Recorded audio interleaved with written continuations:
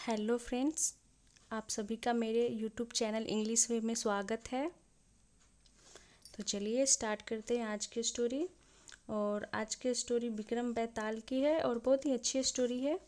तो चलिए स्टोरी को स्टार्ट करते हैं। इसका टाइटल है the merchants daughter and the thief. तो मर्चेंट का मतलब होता है व्यापारी और यहाँ पे अपोस्ट्रोफी एस है, यानी हो गया इसका मतलब कि व्यापारी की बेटी। एंड द थीफ यानी कि और चोर, व्यापारी की बेटी और चोर। ये है स्टोरी का title. The next story Betal told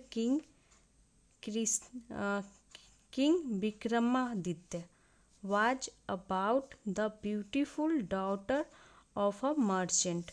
The next story यानी कि अगली कहानी बेताल टोल्ड, बेताल ने सुनाई, टेल का पास टोल्ड, किंग विक्रमादित्य यानी कि राजा विक्रमादित्य को, was about the beautiful daughter of merchant यानी कि व्यापारी की सुंदर बेटी के बारे में। तो जो बेताल होता है वो विक्रमादित्य को कहानी सुनाता है।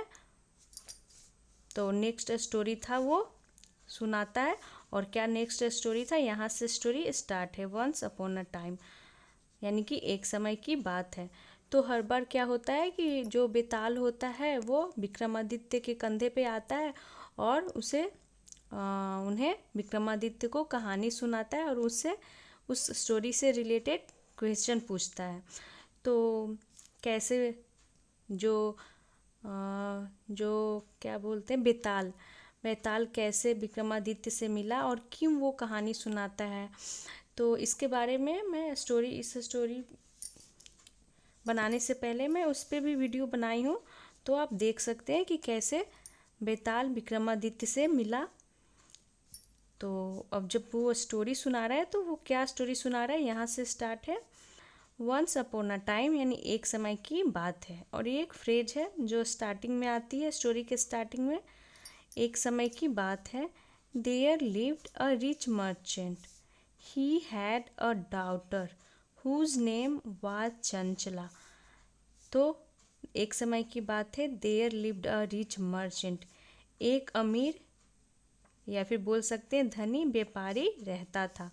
ही हैड अ डॉटर यानी कि उसकी एक बेटी थी। हैड यहाँ पास्ट की पोजीशन को दिखा रहा है और ही यहाँ पे प्रोनाउन हो गया जो कि रिच मर्चेंट के लिए यूज हुआ है। तो पास्ट की पोजीशन को हम सिर्फ हैड से दिखाते हैं। ही हैड अ डॉटर, उसकी एक बेटी थी।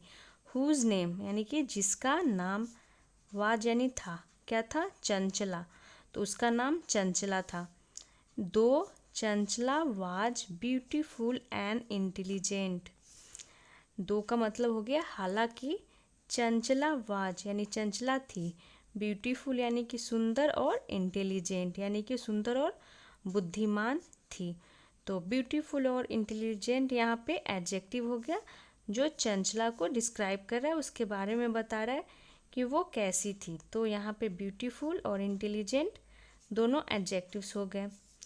सी was also very fickle minded.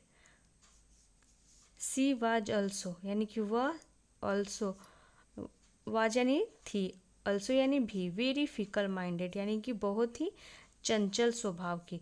तो फिकल माइंडेड यानी चंचल स्वभाव की थी। तो वो सुंदर और बुद्धिमान तो थी ही और साथ में क्या थी, चंचल स्वभाव की थी। हर फादर, उसके पिता, tried his best to change her habit but he failed. Her father यानी कि उसके पिता, ट्राइड हिज बेस्ट यानी कि अपनी पूरी कोशिश की, टू चेंज यानी बदलने की, हर हैबिट यानी उसकी आदत, बट ही फेल्ड लेकिन वह असफल रहे। तो वो अपनी बेटी की आदत बदलने की बहुत कोशिश किए यानी कि जो मर्चेंट था अपनी बेटी की आदत को बदलने की पूरी कोशिश की, लेकिन वो असफल रहा यानी वो नहीं बदल सका।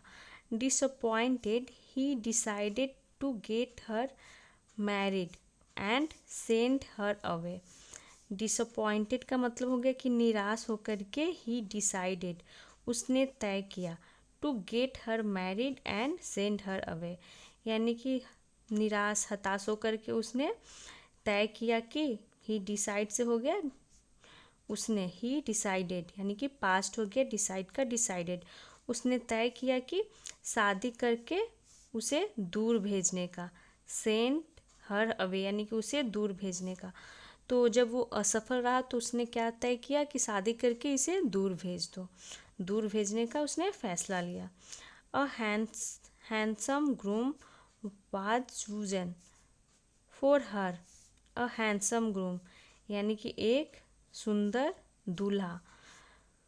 तो हैंडसम भी यहाँ एडजेक्टिव हो गया जो ग्रूम को दिखा रहा है कि कैसा ग्रूम दूल्हा, तो हैंडसम यानी कि ये हैंडसम यहाँ पे एडजेक्टिव हो गया। तो एक सुंदर दूल्हा वाज चूजन यानी कि ढूंढा गया, चुना गया। तो यहाँ पे चूज करना यानी चुनना की पास्ट पार्टिसिपल यानी कि पास्ट पार्टिसिपल यानी थर्ड फॉर्म हो गई, यानी कि एक सुंदर दूल्हा ढूंढा गया। पैसिव को दिखा रहा है, पास्ट इंडिफिनिट की पैसिव वॉइस हो गई है। फॉर हर यानी कि उसके लिए, and she left her home to live with her husband. तो यहाँ पे हो गया कि सी लेफ्ट हर होम, वह लेफ्ट छोड़ दी, हर होम अपना घर, टू लिव यानी रहने के लिए, विथ हर हस्बैंड अपने पति के साथ, her husband who was a merchant यानी कि उसका पति, हर हस्बैंड यानी उसका पति, हु यानी कि जो, वाज था, अ मर्चेंट एक व्यापारी था। तो उसके जो पिता होते हैं उसकी शादी कर देते हैं और वो अपने पति के साथ रहने लग जाती है, अपने पति के साथ आ जाती है अपने घर को छोड़ करके। और उसका जो पति होता है एक, वो भी मर्चेंट होता है, व्यापारी। Often had to go on business trips.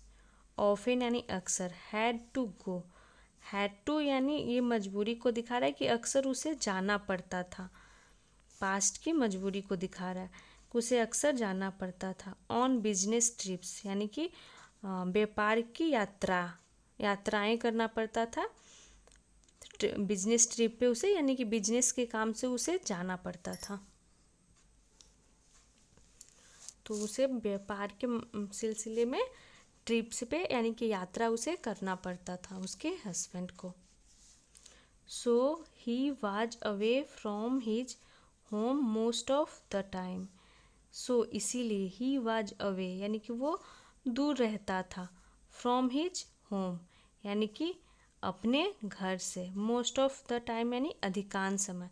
तो अधिकांश समय उसे अपने व्यापार के सिलसिले से बाहर जाना पड़ता था, यात्रा करना पड़ता था, तो अधिकांश समय वो अपने घर से दूर रहता था। वन डे एक दिन, her father sent a messenger to find out how his daughter was doing in her new home. तो एक दिन उसके पिताजी सेंट भेजे, सेंट का पास्ट हो गया सेंट, अ मैसेंजर, मैसेंजर का मतलब हो गया संदेशवाहक या फिर दूत बोल सकते हैं। To find out, find out यानी पता लगाने के लिए, फाइंड आउट यानी पता लगाना, टू फाइंड आउट यानी पता लगाने के लिए। How his daughter was doing in her new home, तो क्या पता लगाने के लिए कि कैसी उनकी बेटी was doing in her new home, कैसे उनकी बेटी जो थी नए घर में रह रही थी, यानी कि नए घर में रह रही थी यानी कैसी उनकी बेटी थी, ये पता लगाने के लिए वो दूत को भेजते हैं।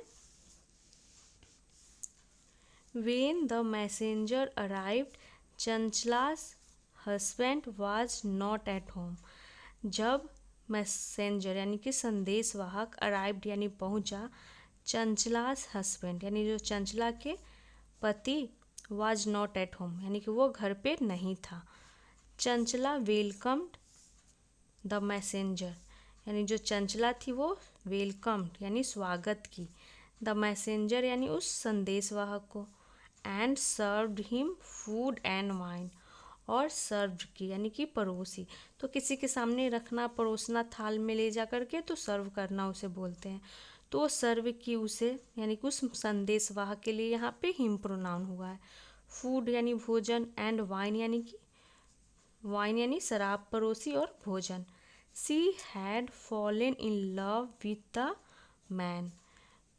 तो सी हैड फॉलन, यहाँ पे हैड के साथ फॉल की third form fallen past perfect tense को दिखा रहा है। She had fallen in love with the man यानी कि वह उस आदमी से प्यार करने लगी थी। The messenger too seemed to like her very much यानी जो वो संदेशवाहक भी, टू यानी भी, सीम्ड टू, तो सीम का यहाँ पास्ट हो जाता है सीम्ड। सीम्ड टू का मतलब हो गया प्रतीत होना या लगना। तो उसे भी, संदेशवाहक को भी, to like her very much यानी कि वह बहुत पसंद आने लगी थी। ये हो गया। दे बेगन टू हैव एन अफेयर। तो यहाँ पे बिगेन का सेकेंड फॉर्म हो गया बेगन। दे प्रोनाउन हो गया, दोनों के लिए यूज किया गया। चंचला और जो संदेशवाहक था एक से ज़्यादा है तो दो दे प्रोनाउन यूज किया जाता है। दे बेगन टू हैव एन अफेयर यानी कि दोनों के बीच बेगन शुरू हो गई। टू हैव एन अफेयर का मतलब प्रेम प्रसंग शुरू हो गई दोनों के बीच। तो जैसे हैव का यूज यहाँ पे किया गया है, जैसे कि हम कुछ खाने पीने की चीज़ों को यूज करते हैं तो उससे दिखाने के लिए भी हैव का यूज करते हैं। हैव अ बात, हैव फन, हैव टॉक, इस तरह से भी हम हैव का यूज करते हैं। केवल ये दिखाने के लिए नहीं कि जब कोई चीज़ हमारे पास हो तो पोजीशन में ही सिर्फ हैव को नहीं दिखाते हैं, हैव के और भी यूज होते हैं। तो उसी तरह से यहाँ पे हैव का यूज किया गया है। As days passed the messenger grew jealous of her husband. As days passed यानी कि जैसे जैसे दिन बीतते गए, जैसे जैसे दिन बीते। द मैसेंजर ग्रू जेलस यानी उस संदेशवाहक को जेलस होने लगी। ग्रो का यहाँ पे पास्ट हो गया ग्रू। जेलस यानी ईर्ष्या होने लगी, जलन होने लगी। ऑफ हर हस्बैंड यानी कि उसके हस्बैंड से यानी चंचला के पति से। He wanted to live with her, वह चाहता था, टू लिव यानी रहना, विथ हर यानी उसके साथ यानी चंचला के साथ। चंचला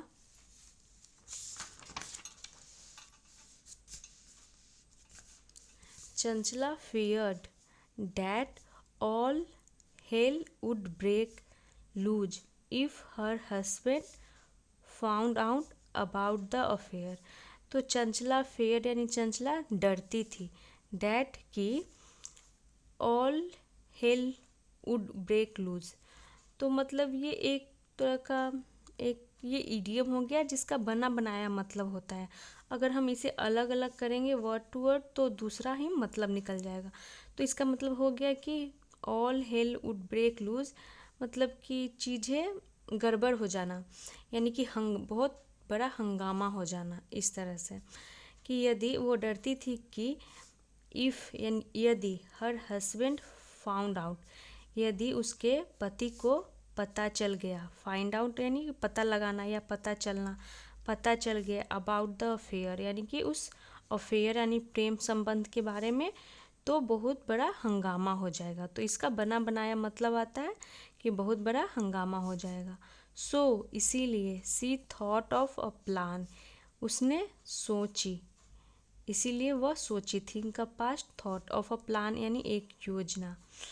तो उसने एक योजना सोची। तो क्या वो योजना सोची, क्या उसका प्लानिंग था?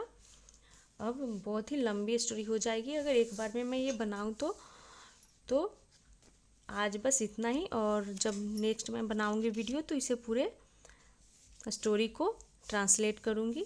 तो आज के लिए बस इतना ही, मिलते हैं नेक्स्ट वीडियो में। Thanks for watching. स्टोरी बहुत ही इंटरेस्टिंग है, लास्ट तक ज़रूर देखिएगा।